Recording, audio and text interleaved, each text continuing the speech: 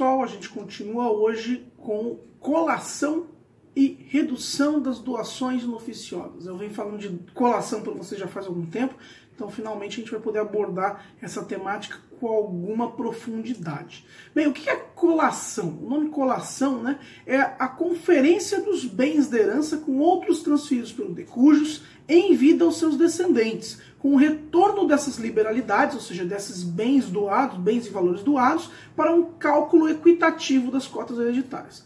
Exemplo simples, o sujeito tem 2 filhos, só que durante a vida dele ele fez uma doação de R$500 mil para um dos filhos. Não falou nada sobre coação e tal, simplesmente fez a doação. No inventário desse sujeito, esse filho que recebeu 500 mil, ele vai ter que trazer esses 500 mil para o inventário e falar o seguinte: eu já recebi 500 mil. E daí o cálculo dos quinhões hereditários aí vai contabilizar esses 500 mil já dentro do quinhão desse filho que recebeu os 500 mil. Essa que é a lógica. Para Itabaiana de Oliveira, ele qualifica, né, conceitua a colação como o ato pelo qual os herdeiros descendentes que concorrem à sucessão do ascendente comum são obrigados a conferir, sob pena de sonegados, que a gente já falou em uma outra aula, o que é a pena de sonegados, as doações e os dotes que dele em vida receberam, a fim de que sejam igualadas às respectivas legítimas. Porque se todos os filhos são iguais, por força inclusive da Constituição, então todos eles têm que receber a mesma coisa. Certo? Artigo 2002 do Código Civil estabelece que os descendentes que concorrerem à sucessão do ascendente comum são obrigados, para igualar as legítimas, a conferir os valores das doações que dele em vida receberam, sob pena de sonegação. Bem, existem algumas situações interessantes aí. Primeiro que existe um cochilo legislativo, no nosso legislador, mais uma vez aprontando as suas, porque não mencionou o cônjuge. Mas se o cônjuge é herdeiro necessário, isso daí não existiria uma colação, uma necessidade de colação por essas doações não oficiosas? Bem, o PL 699 de 2011 pretende incluir também o cônjuge no artigo.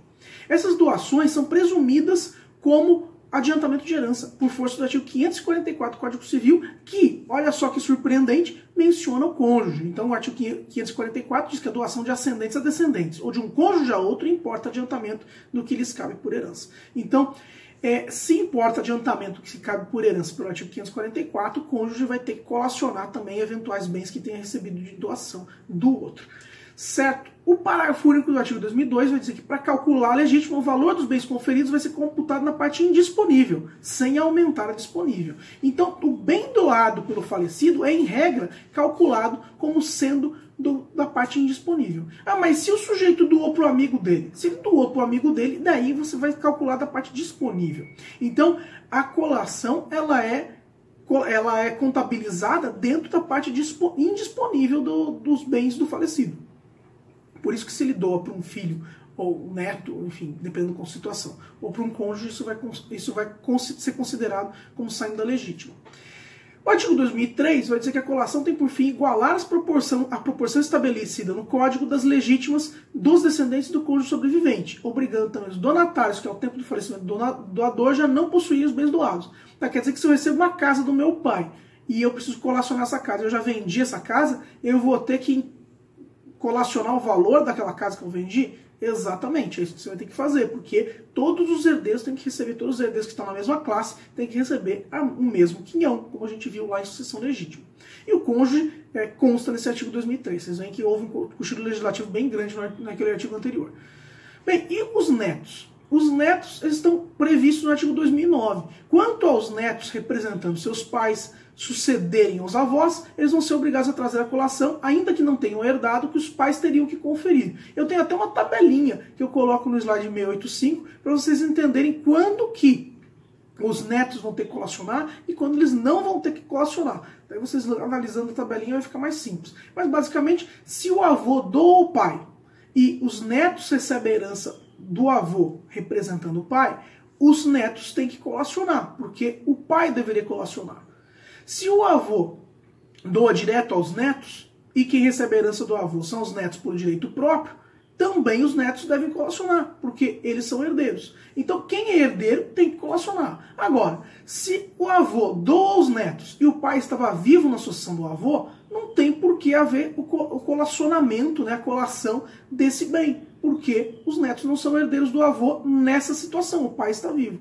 E se o avô doa aos netos e os netos representam o pai numa sucessão, ou seja, porque o avô morreu, também não há necessidade de colacionar, porque os netos estão representando o pai.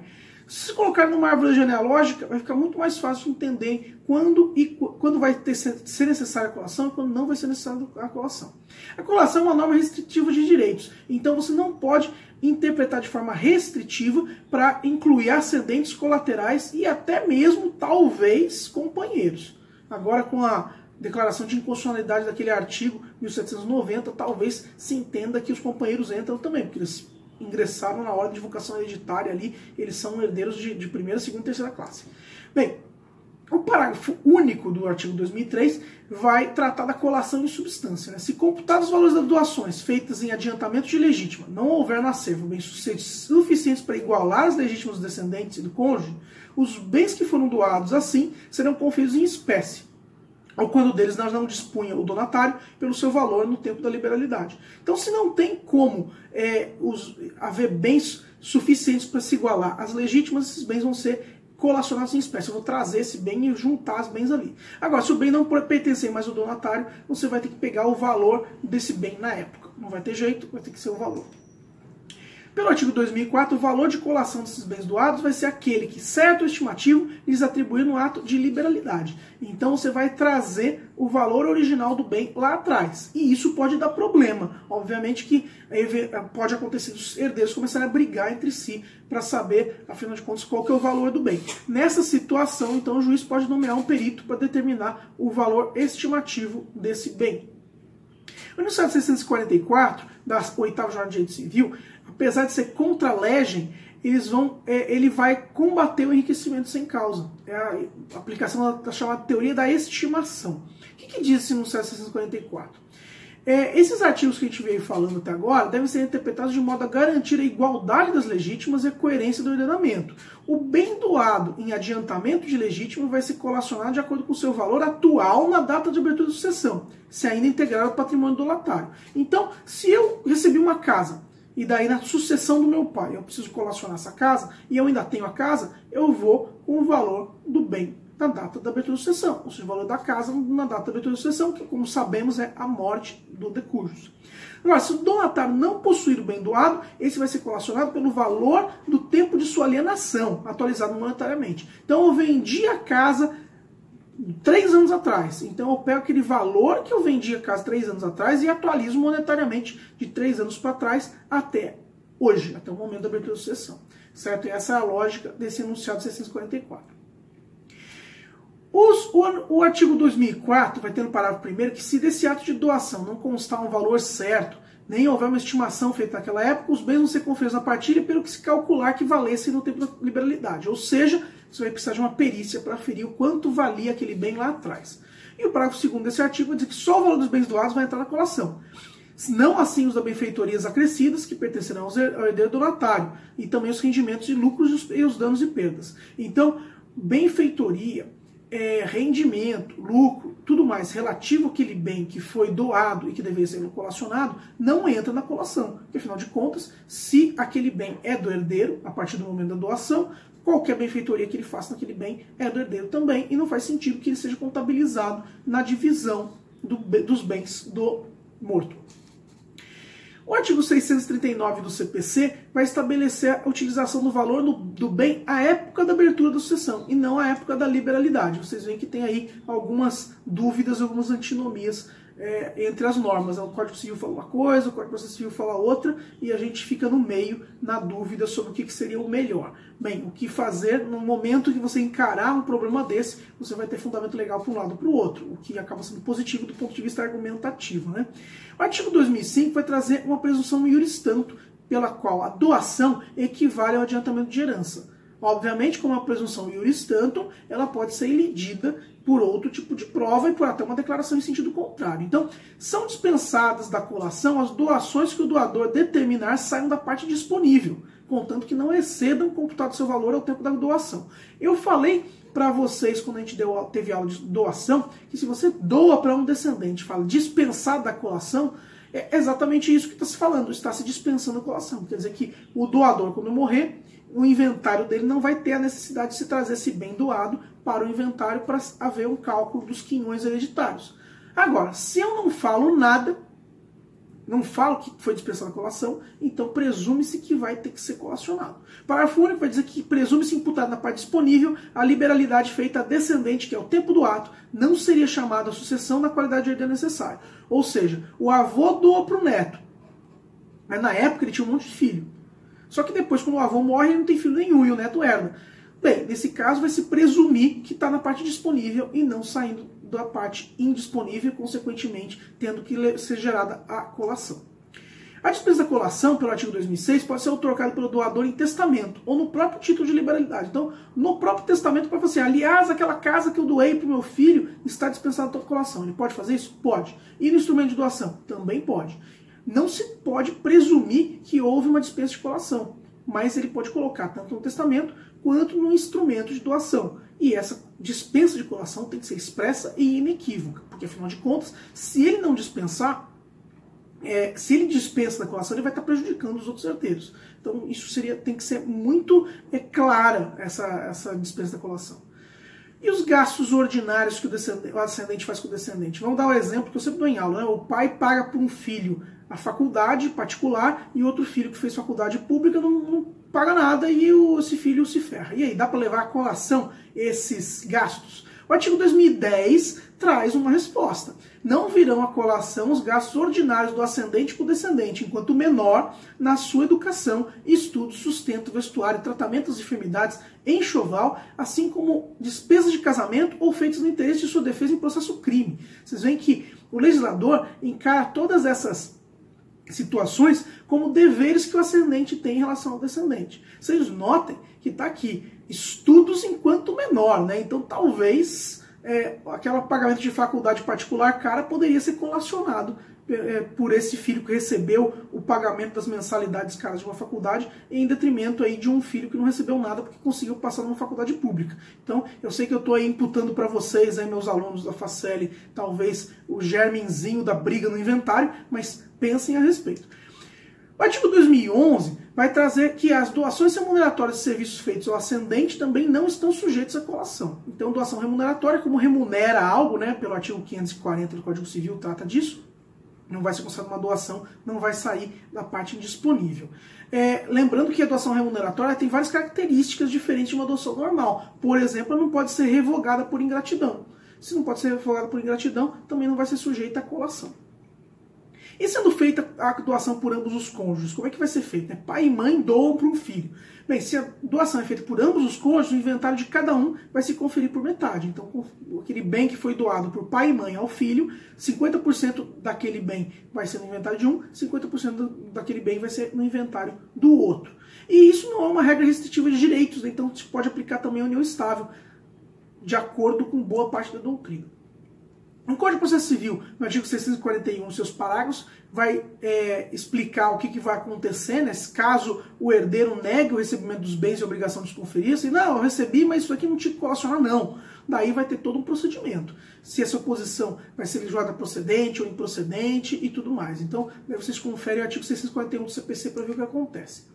E a gente tem a situação da redução das doações inoficiosas, que a gente sempre analisa a colação e a redução das doações em uma mesma aula, porque tudo tem a ver com doação, né? A colação é aquilo que foi doado e que eu trago de volta ao inventário. Na redução das doações inoficiosas, o que é exatamente, né? É aquela doação que excede aquilo que o doador poderia dispor em testamento. É a ideia de que se eu tenho 100 de patrimônio, eu não posso doar 51, 52, 53. Eu tenho que estabelecer 50. É o máximo que eu consigo doar. Mais do que isso, é uma doação inoficiosa. Bem, então o artigo 2007 vai dizer que são sujeitos à redução as doações em que se apurar excesso quanto ao que o doador poderia dispor no momento da liberalidade. Então o cara doou 51, não podia ter doado 51, só podia ter doado 50. Vamos reduzir essa ideia, redução das doações inoficiosas. Então, o fundamento para essa redução da doação inoficiosa, que não se confunde com o Instituto da Colação, são coisas diferentes, é o artigo 549 do Código Civil sobre doação, que a doação contra a parte que exceder a disponível vai ser considerada nula, é uma nulidade absoluta parcial, prevista aí no Código Civil. É uma norma de ordem pública e cogente. Existem duas correntes a respeito disso. Existe uma corrente que diz que é imprescritível essa ação de redução, porque a nulidade, afinal de contas, não convalesce. e aquela que defende que existiria uma prescrição em 10 anos pela regra geral, por conta de se tratar de direitos patrimoniais, e daí não poderia ser imprescritível. Eu, pessoalmente, eu me filio à primeira corrente, porque nulidade não deveria convalescer nunca, então, portanto, não poderia haver nenhum tipo de prescrição, nem decadência. Bem, a ação de redução dessas doações inoficiosas pode ser proposta com o doador ainda em vida, isso é importante de lembrar. E a redução da doação inoficiosa é diferente da redução das disposições testamentárias, porque a doação inoficiosa é realizada em vida pelo falecido. Enquanto que a redução da disposição testamentária, que também vai ser feita após a morte do sujeito, mas o testamento só produz efeito após a morte do testador. Então, quando eu reduzo uma doação inoficiosa, eu estou falando de algo, de um ato que produziu efeitos durante a vida do falecido. E quando eu falo de redução de disposição testamentária, eu estou falando de um ato que produziu efeitos após a morte do falecido. Artigo 2007 vai dizer como é que vai ser feita essa restituição. A princípio, ele vai ser feito em espécie. E se não existir o bem mais, daí se faz em dinheiro. Vocês lendo os parágrafos 1º, 2º, 3º e 4º do artigo 2007, vocês vão ver como é que vai funcionar isso.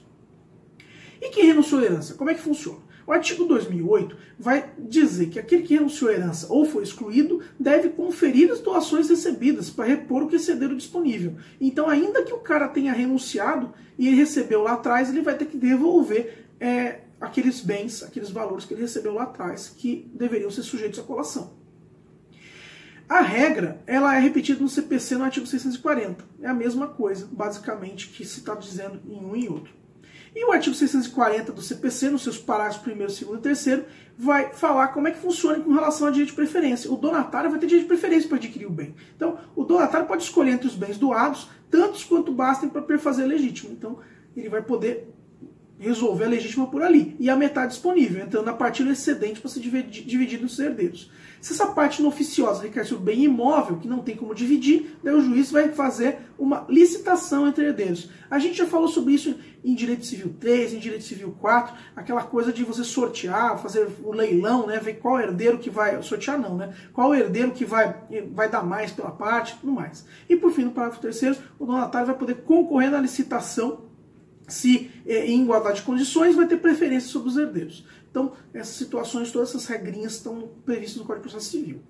Essa parte de redução de doação oficiosa e colação é levemente complicadinha, é meio chato. Então, eu peço a vocês que deem uma analisada na legislação com cuidado, leiam a doutrina e tirem dúvidas, porque eu acho que vale a pena a gente tirar dúvidas para fechar bem essa matéria na nossa cabeça, mesmo porque é um problema que acontece com certa regularidade nos inventários desse Brasil. Bem, pessoal, na próxima aula a gente entra em partilha e está chegando na reta final, as últimas aulas para acabar o semestre. Fiquem aqui, estudem, tirem dúvidas e até a próxima aula.